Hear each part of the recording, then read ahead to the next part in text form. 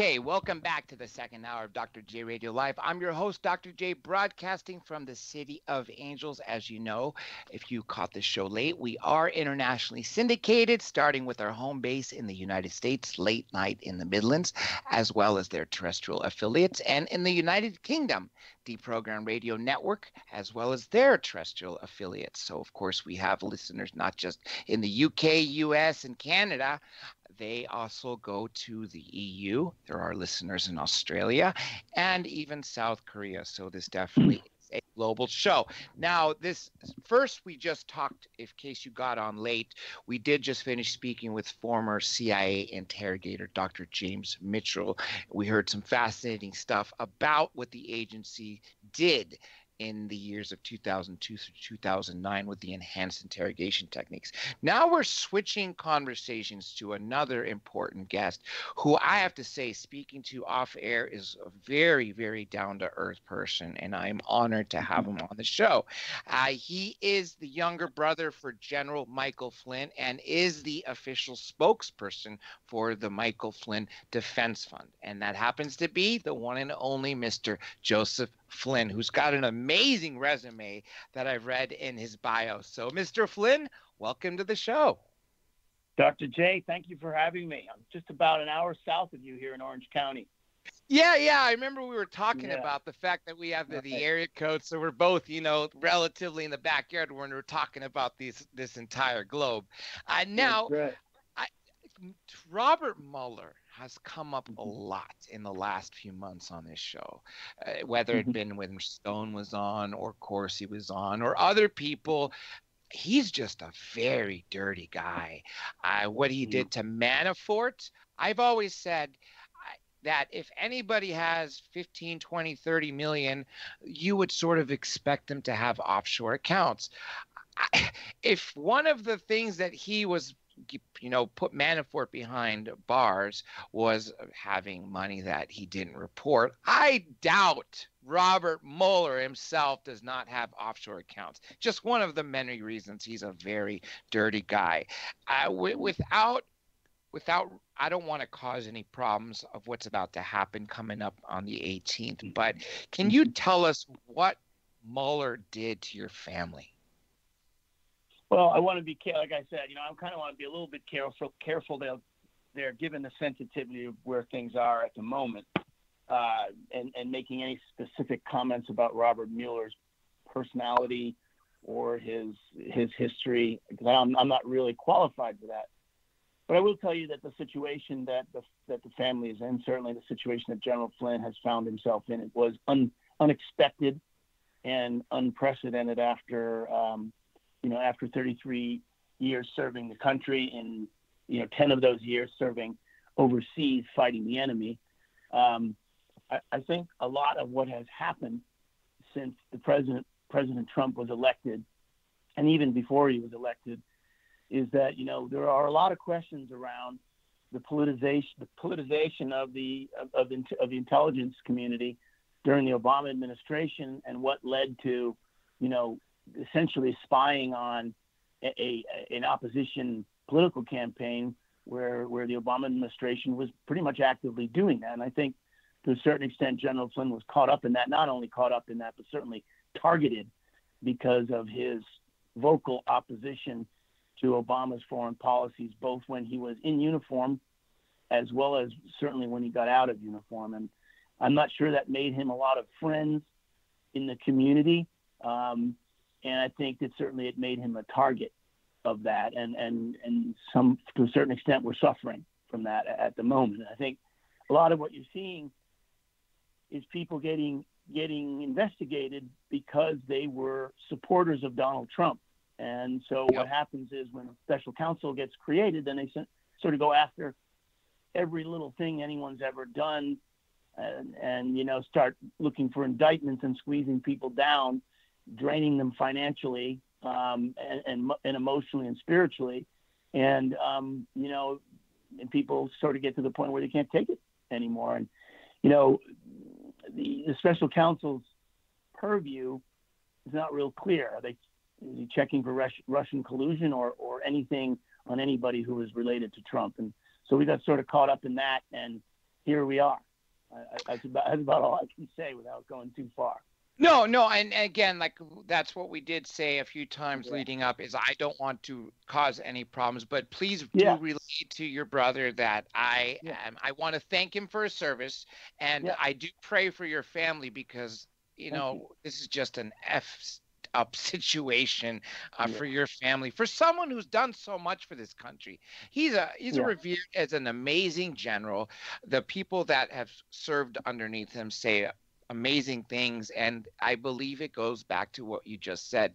People who were supporting President Trump have fallen Mm. in the crosshairs. And we also talked about some mutual friends, such as Roger Stone, Right. Jerome Corsi. These poor Right. guys, he's got his Mm. own fund set up, the Roger Stone Defense Fund for Yeah. the same thing. Yeah. And he said that the lawyers are wiping him out.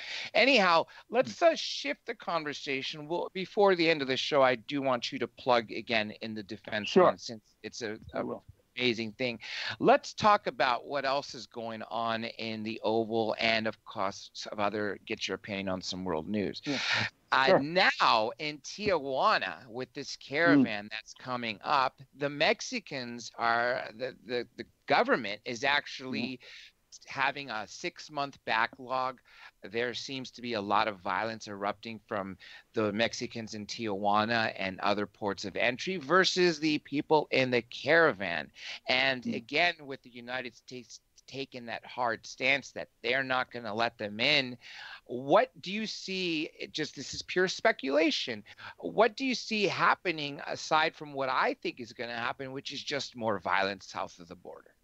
Yeah, this is a very bad situation. Believe it or not, I was actually down in Mexico last week. I went down there for a trip down to Baja Mar, not far. I was at the border on Sunday, um, and you could see them beginning to squeeze it down. But more people have arrived. I think there's a really essential problem here, and the big question is who is behind this caravan? Because there is no coincidence the fact that this was all coming about right before the midterm elections in order to distract the population or to really put the focus on President Trump's immigration policy, which is very strong. And the strength is we don't have a problem with immigration. We have a very serious problem with illegal immigration. And so what has been done here is this, I believe, and this is my opinion, and I think there's some facts backing this up, that this is an active group of people, probably supported by outside forces, including people like Maduro down in Venezuela, maybe even elements of Hezbollah and other intelligence agencies from our enemies, the Chinese or Russians. This is not just coincidence that thousands of people quickly arrive at the border. Okay, they're being trucked up, they're being fed. There's a lot of young men in this. You don't see a lot of women and children, as they're, as people like Jim Acosta want to say, these are migrants. Overwhelming majority of these people a lot of them probably have been paid. They're being fed and they're being trucked to the border. Somebody is behind that. And they're doing this to really cause chaos, continued sort of chaos in this country and division in the United States. And the Mexicans are fed up with it as well, because the Mexican government did nothing to secure its own border and basically just let these people walk right into Mexico. Now, Tijuana, yeah, there's a lot of poverty and so forth. There's a lot of business down there. There's a lot of factories down there. There's a lot of hardworking people across the border who are not happy with all these people from Honduras and Guatemala, which, as we know, are rife with gang violence coming to their border. These people are going to cause a lot of problems. And I think President Trump is taking the right stand in securing that border quickly, putting up barbed wire. But I think it's really important to investigate who's behind all of this. That's my 2 cents on that. Joel Skousen, a political scientist who is also the InfoWars World Affairs expert, who I've asked to be my World Affairs expert once a month. And when we keep talking about the caravan, there's one name that keeps popping up, Mr. Flynn, and that's George Soros. It seems to me that evidence is leading that he's funding this caravan.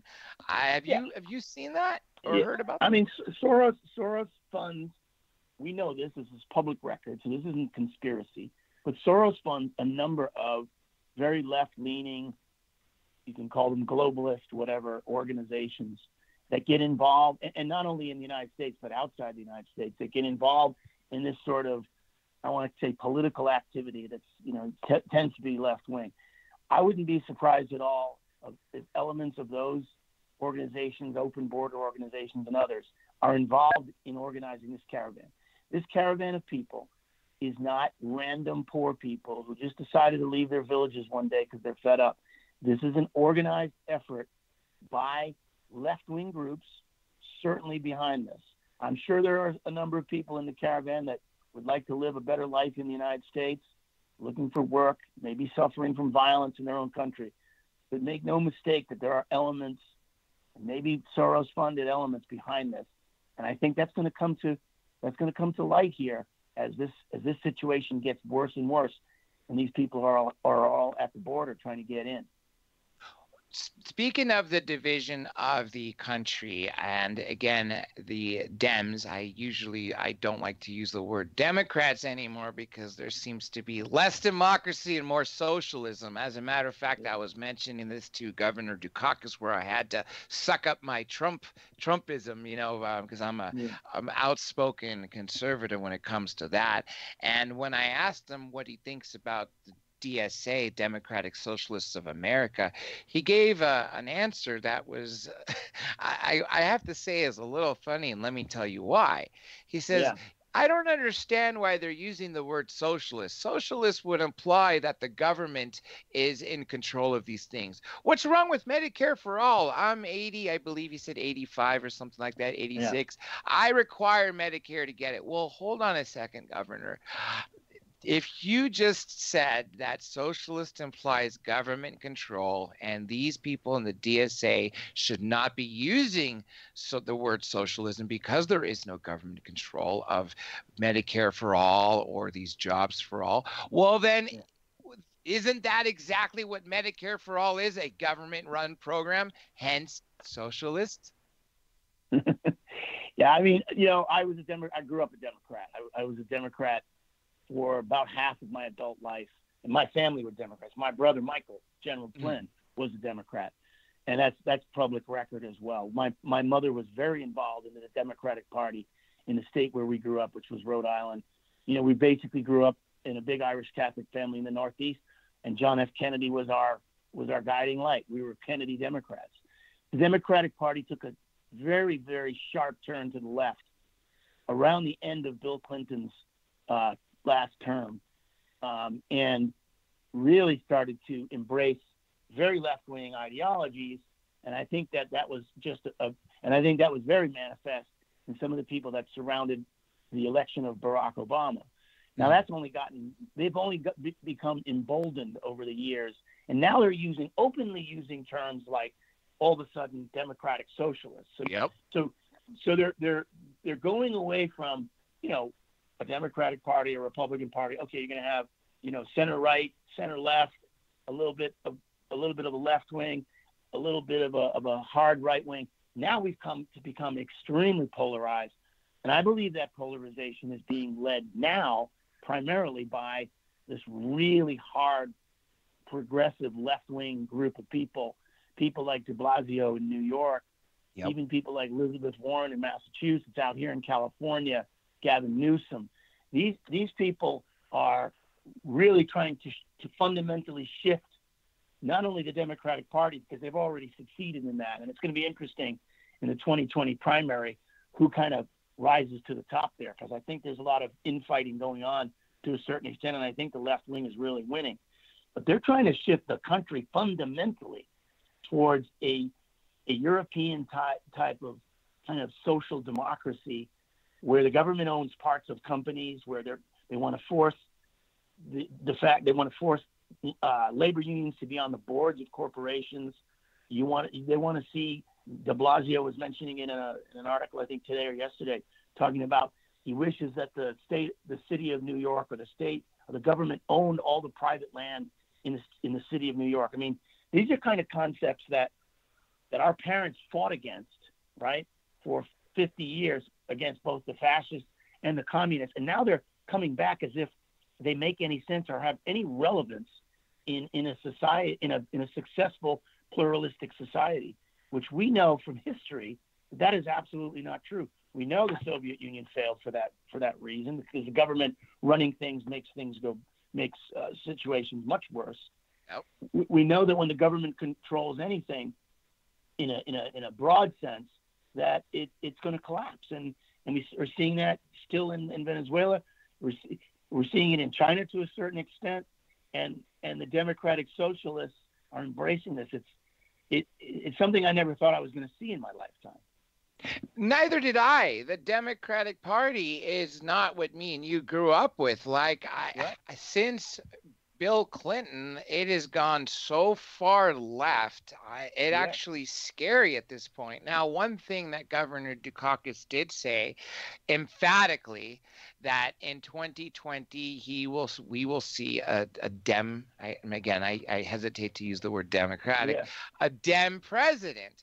And in my eyes, I'm thinking there's no possible way Donald J. Trump is going to lose again. But some of the contenders he said worry me. He said that Warren, Biden, possibly Hillary Rodham Clinton for a third run, Sanders and Booker are all the 5 people that he thinks have a good chance. And I just wanted to get what you were about to say before I mention these names, and your thoughts on, is this a possibility in your mind?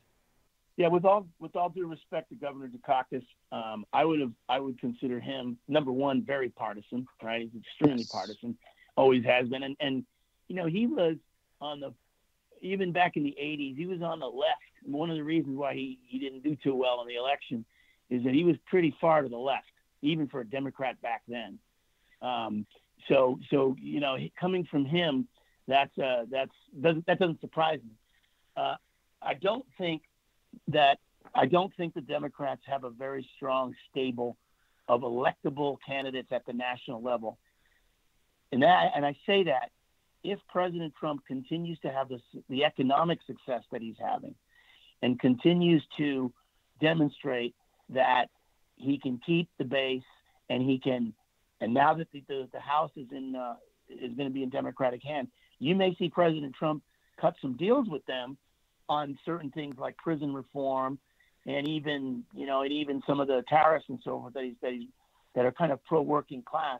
You start to see that happen, then President Trump will his candidacy in 2020 is going to get even stronger.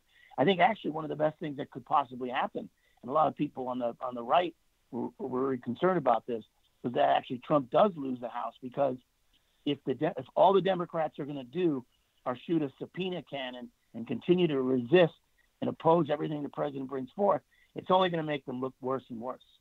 If they keep stonewalling, I mean, if they don't show like they can govern, or they can compromise to govern, because let's face it, running a government is all about at some point there has to be compromise.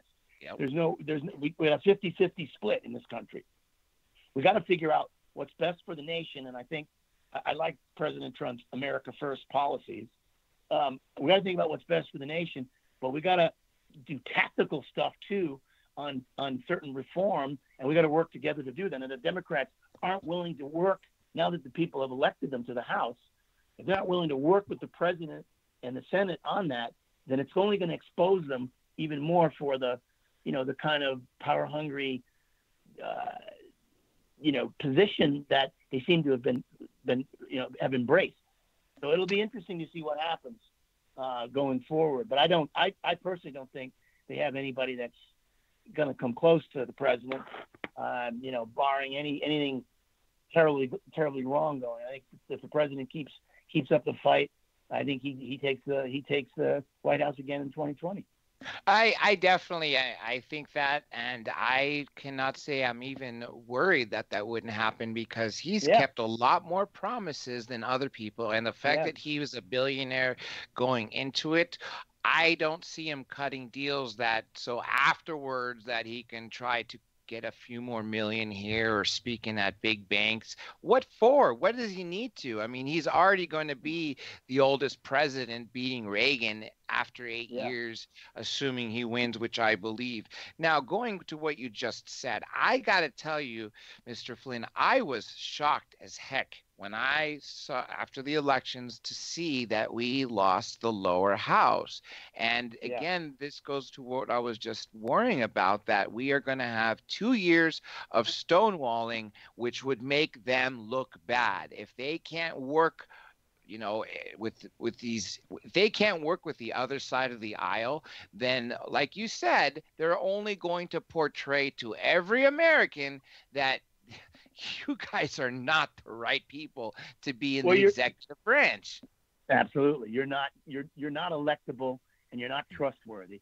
But I'm gonna kind of go at the Republicans here a little bit too, because I think that they should take some blame. The GOP, and I'm an independent, so I'm not a registered Republican. Mm-hmm. But and so because there's a lot about the Republican Party that frustrates me as well, and a big part of it is their lack of understanding of a couple of key things. Number one, how we could lose California. How we could lose Orange County. We lost Yes. every Yes. district in Orange County. That's unthinkable. And that's I the first I got to time tell you, too, right? First time in history, for right? the first time in I don't know, for the first time in history, I think, or maybe at Yeah. least the last 100 years. But I can tell you why, and I think I have some insight into this. I was involved. You might know this young man, Omar Navarro, who was running Yes. against Maxine Waters. I was involved somewhat in helping his campaign, and I heard the frustration in Omar's voice about the lack of support that he got from the national party, the GOP national party. Here he is running against the poster child for the impeach the president movement, and he got almost zero support. I know he got zero financial support from the GOP in that election. I mean, that should have been a very high profile campaign election, and the Republicans, even though it was a long shot because it's a very blue district, they still should have taken a stand there, and they didn't do that. And there's Omar, couldn't rub two pennies together trying to do this. A very young, a very energetic, a very street politician, Hispanic, speaks the language fluently in a district that's 60% Hispanic. And a couple of things, if we don't let me go with this, a couple of things Omar told me that were frustrating was the GOP doesn't know how to speak to the Hispanic people. Hispanic people by nature are very conservative in their lifestyle. Most of them are Catholic or Christian. Most of them, work hard and especially the ones that are here legally and take care of their families. So by nature, they're very conservative, but they don't really understand the difference between Democrats and Republicans. And the Democrats have really taken advantage of that. I think that the GOP has a lot of work to do in supporting its candidates in these battleground states, and Orange County being one, San Diego being another. I just think a lot of times they just kind of washed their hands of it and walked away, which if that's the attitude they're going to take, then they're going to lose more seats than ours. The Democrats outspent them, and the money was coming in from Hollywood and the money was coming in from Silicon Valley. The GOP better wake up quickly and put good candidates out there and support them. And I think that they failed to a certain extent in this last election. With Waters, she won, I believe, 77% of the votes. And that's astonishing that Omar was not given the money from the national level. Like you said, this should have been a race that should have been at the forefront. And yes, okay, historically, in a national election, we can expect, unfortunately, that California will go blue. However, we do have these conservative areas like Orange County. So when I found out that for the first time that they actually, lost in every district where they would have had, conservatives beating the liberals, for actually changing the course of history, just shows me, again, what you were saying, that I'm starting to think that the GOP really doesn't want to spend any money here. Here's something that you can definitely agree with me on. When was the last time our president had a MAGA rally in Southern California? Well, I was surprised at that, and I was disappointed by that as well, because I think the turnout would be massive. I think you could fill the Coliseum. I think you could fill Staples Center without any doubt. And I think it would go a long way to tell the people of California that the GOP hasn't abandoned them, because to a certain extent, now that I'm a conservative, I feel like, hey, this Republican Party has pretty much written California off. Now, if things under the Gavin Newsom administration get as bad as I think they're going to get, and we start seeing manufacturing, I mean, we're starting to see it already. I heard a statistic, something like 1,000 people a week or 1,000 people a month are leaving California because the taxes are so high and property values are out of control, and there's so many problems out here. If we start to see that more and more, and those that remain, have to fight back, maybe we'll see a turn. But I got to tell you, if we don't see that soon, then California might be lost forever. That's what I'm most worried about. As a businessman here in California, I definitely agree with you. And also, when you were talking about a lot of the Mexicans that were here legally, that you're right. Yeah. They are conservative. My family has a restaurant in a predominantly Mexican neighborhood, so of course we have a lot of employees there, and they are very, very, very hardworking. And like you said, their values of their families, of their religion, are very dear to them. And so, yes, I think a lot of there's a lot of misconceptions about them. And I do worry about Newsom. When he won, I mean, I knew it would be difficult in getting Cox to be our governor, but I was hoping, I was still hopeful that there'd be something. But Newsom, unfortunately, it's historically that if you can run California as a governor, well, that's a pretty big stepping stone in getting to the Oval. I mean, we had Nixon, you had Reagan, and I do fear that we have to at some point worry that Gavin Newsom will be a Democrat, or hopefully not DSA, but regardless, they're the same at this point, a candidate. I don't think in 2024, but somewhere down the line, I could see that he will be someone, depending on what he does now in the next 8 years, because I do worry, he may take this country to the point where even the Dems are saying, okay, this has gone a little too far. Yeah. I'm hoping that. I'm hoping the Democrats wake up to that. One of the things that I've been impressed with is this walkaway movement. Sometimes you can see it on Twitter. There's a young man by the name of Brandon Straka, and the hashtag is walkaway, or walk away from Democrats. And I'm starting to see, even with some of the young people that work for me and some of the young people around the country, this. I mean, I've been concerned that they've been sort of over-indoctrinated by left-wing ideology in both the universities and some of the public schools in certain parts of the country. But there's this undercurrent right now of this walkaway movement of minorities. And this, in the case, the guy who started the walkaway movement is a gay man from New York, who are saying, hey, I'm starting to wake up to the fact that what the democratic socialists are espousing is really more racist than anything, and classist than anything. They want to divide by class. They want to divide by race.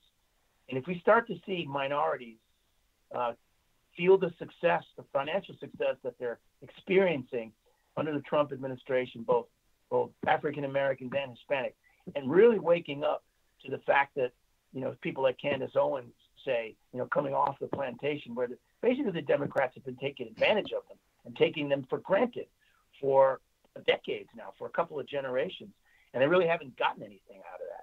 If you look at cities that are run by Democratic mayors, they're pretty much a disaster, most of them across the country. Oh, yeah, look at Chicago, Baltimore, Los Angeles. I mean, let's face it. I mean, where there's a Democrat mayor, even Newark, where Cory Booker was the mayor, New York City's going down the tubes at this point since de Blasio's taken it over. And you look at the success of mayors where you've had a Republican or conservative Republican in the South and other places like that, there's just a stark contrast. So my point is you may see an awakening of minorities. Hopefully we see an awakening of minorities and young Americans starting to say, this democratic socialist stuff doesn't really make a lot of sense. I mean, how much more can they squeeze out of Californians in Yeah. terms of taxes. I don't know how much more they can squeeze out of us. You got gas taxes, you got mellow roost taxes. I mean, 14, 15 or 13, 14% state income tax. Where's all this money going, and how much more can they take from us? So I'm hoping that we can keep up this fight, and I'm hoping that people start to really realize that they're being had by all of this unnecessary taxation and regulation, and that's what it actually is hurting the economy. Yeah, So, it is. I mean, It definitely is. When you talked about the amount of people leaving California, I know yeah, Colorado has a huge influx of people leaving here, and for good reason. And I sure, do worry that under Newsom, we will have taxes increase. Now, I saw something amazing the other day, which goes back to what happened 10 years ago. Have you seen the movie The Big Short? yes, I have, yes, I think great movie, it's yeah, exactly. I think it's a fantastic movie. It lays it yeah, out for those people who don't understand what happened in yes, the worst recession ever, and literally everybody shorting or betting against the housing market. right, They were worried that regional defaults or bubbles are the norm, but for the entire housing, uh, I guess for the global housing or the United States housing bubble is impossible to be anything but regional. But I'm starting to see indication, Mr. yeah, Flynn, that yeah. we are starting to go that route again, and I fear that we may have a repeat. Have you seen any Yeah. indicators like that? Because you I see travel a lot. indicators. Yeah, I see indicators certainly here in California. I don't think it's sustainable. I don't think the home values here are sustainable. When you think about, and I think about like my employees, the young folks that are starting families, a starter home here in Orange County, more or less near your office, maybe 1,200, 1,500 square foot kind of townhouse. You're talking $750,000, $800,000. Oh yeah. Who Oh yeah. who at 32 years old, unless your parents are paying for it, has that kind of money to come up with a 20% down payment? They don't. It doesn't exist. And so we have reached a very frothy market here in California. I think there's going to be a correction, certainly in California. Certain other places where there's a lot of movement, like Austin, Texas, and other places, those who've gotten overheated. So yeah, I do think there's some overheating in the housing market, especially if rates start to climb up a little bit. Then you're going to see prices come down pretty rapidly. I do feel that, but again, I'm not a financial prognosticator, but I got to tell you, I think that we're kind of reaching some high levels here in the housing market, which really drives, the overall economy, right? That's right. That's right. I was watching an amazing analysis, and it had the top 10 cities throughout the United States of homes over $1 million. And Yeah. I was blown away how many of these top 10s were in California, from Riverside, San Oh yeah. Francisco, San Jose, Ventura. I mean, they took out more than half of those top 10. And it also showed the year to year change and how much they've increased literally from 2017 to 2018. These are concerns. Like you said, your employees, 32 years old, starting a family, where the heck are they going to get 20% down payment for a $750,000 townhome? I mean, Yeah, it's and pretty yeah, disgusting. yeah, and conversations with people, the young people, people that are younger than me, they're starting families. That's where I get, that's where you really get information. Just like on The Big Short. I mean, they went down to Florida and Yeah. talked to, people who had 5 and 6 mortgages that they were paying, Yeah. and that was a really interesting. But if you go to the micro level and talk to people about what's going on in their lives, now the good news is that there's a lot of jobs. Okay, so people are getting paid a lot. There's work, lots of work. So that's great. That keeps the economy strong. But there has to be a balance between, price inflation and wages, right? And the situation with the Fed right now, kind of putting the brakes on a little bit with interest rates. I think it's gonna slow the housing market down. Hopefully, it doesn't crash. I mean, that's what you want to avoid, a crash. And I don't think we're going to see a crash, but I definitely think we're going to see kind of a deflation a little bit of housing prices. I still think it's going to be too expensive for young people to live in California. And I know not only the young people working for me, but friends of mine that have kids in their 20s, including myself, none of those kids are looking to stay in California. They can't afford it. They're looking to leave because they can't find a home. Yeah, so what does California become if that happens? Well, it's going to be an elderly population, and jobs will leave California. Factories will leave. It's just the way it is. It'll be full of a lot of these Hollywood executives in their multi-million-dollar mansions, yet everybody that works for them is going to be in another state. Tinseltown may not be where they film anymore. As a matter of fact, they do a lot of filming in Atlanta because the costs are so high in Los Angeles. It's actually really disgusting. Let me ask you your opinion on the Federal Reserve and other central banks. If you were, say, the president or beyond that, if you had ability to remove things, would you get rid of the Federal Reserve and advocate for other nations to get rid of these central banks? I mean, I think that would have to be done in a very orderly process, right? Because can you imagine if you rip, it's almost like, and maybe I'm wrong, I'm not an economist, but I think if you rip away that regulation, it might be way better, to let economies run on their own without kind of an overlord. I mean, basically, the Fed sneezes, and the Federal Reserve sneezes, and the rest of the world gets pneumonia, right? That's the way it's always been, and it's an enormous amount of power concentrated with one organization, right? And so, I do think that should be relooked at, no question about it. But I think it needs to be done in an orderly process in order not to create actual economic chaos. And I think that has to be led by the United States. There's no question about that. There's no question that it should be led by the United States. And the more we become less dependent on the European Central Bank or the Chinese or the Japanese Central Bank, the more we protect our own national sovereignty, which is the most important thing, is that we keep our sovereignty. You're seeing the British leaving Europe, with Brexit, because they've lost their national identity, and they're at the mercy of the European Union, and the people are seeing the negative effects of that. So I do think that it's not good to have a concentration of power in one organization like the Fed. How to dismantle it and start over?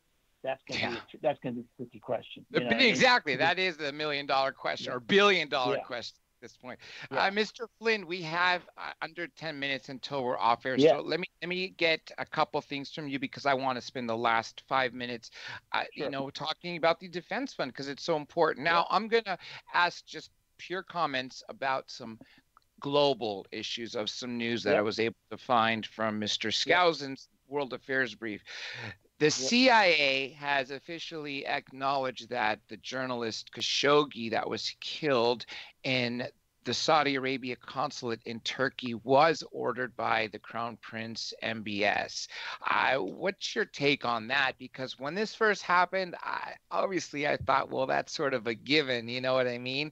After Mr. Pompeo met with the Crown Prince, and he said he had no knowledge of what was happening, but yet the people that were detained in Turkey were some people that were clearly had such a direct link to the Crown Prince that I just think it was impossible to not have that known. Is this surprising at all to you that the CIA has its findings of this, and Trump finally said that it happened, but he's still unsure that if the Crown Prince was involved? But clearly Trump finally now says that he was murdered.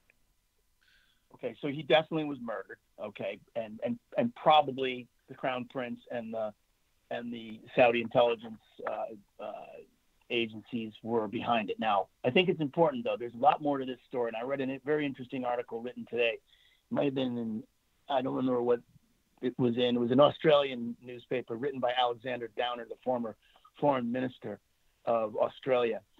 And in this article, he's saying, listen, there's more to this story. Khashoggi has a history of being essentially an agent for the Saudi Arabian government for about 20 years and a member of the Muslim Brotherhood, okay? And the Crown Prince has basically declared the Muslim Brotherhood. Remember, the Crown Prince is trying to reform Saudi Arabia. He's trying to open it up a little bit. Yeah. And the Muslim Brotherhood, which is very much pro-Sharia law, very much reactionary organization, is kind of the antithesis of what the Crown Prince is trying to do. Khashoggi was deeply involved with the Muslim Brotherhood. Okay, there's no question about that. That's a fact. So what I'm trying to say here is there's more to this story here between Khashoggi and the Crown Prince and the Saudi intelligence agencies. It may be a question of Khashoggi being rogue and going rogue on the Crown Prince, and the Crown Prince saying, this is too dangerous. There's obviously a lot of rivalry between the Crown Prince and Erdogan in Turkey, so it might have been the Turks having a bit of a role in making the Crown Prince look bad. So I think there's some elements here that need to be more deeply investigated than just this poor journalist from Washington Post gets executed by the Crown Prince and the Saudi intelligence forces. There's a lot more going on behind this with Khashoggi, and I think that's going to come out. And I'm glad you mentioned this, because after the Turkish president was talking about he's releasing the findings, I got the impression that there's an agenda right there because of some rivalries with Saudi Arabia. Now, one other quick thing I want to get your comment on. Now, I'm only going to paraphrase because I don't have exactly what was said, but when Vladimir Putin met, it wasn't with President Xi, but somebody in China who spoke English and essentially said this message to the world that if the global again, how would I paraphrase this properly? That if the new standards that the global community will set for trade are going to be as such that would be at odds with the way China wants to operate, that they basically said then they may resort to separating and creating these block trades of rivals again, essentially talking about separating. What's your take on that? Because I think if we don't have that sort of free trade, that if we get on China's bad side with regards to the what their effect has on our economy, I could see how that could be a serious problem, especially if they're only working with Vladimir Putin, who I was hoping that we can be on better terms with. Yeah, I mean, that's a very complicated situation. Let's start with China. I mean, yes, we're kind of in a situation with China where it's kind of mutually assured destruction.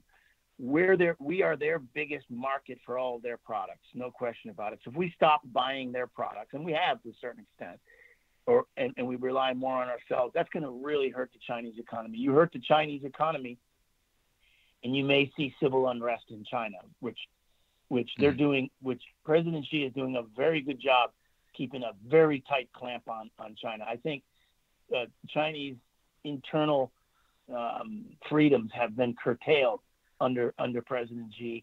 That situation is not opening up. It's actually closing down even more. So there's a lot of fear inside of the Xi administration, not only of the people, the general population, but of elements within the Chinese Communist Party that could rival President Xi. So that's one thing you got to watch out for.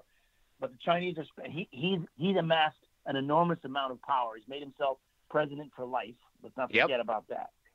Okay, and he's spending an enormous amount of money on the military. And I can tell you the U.S. military is very worried about the movements of the Chinese military in the South China Sea and in other places.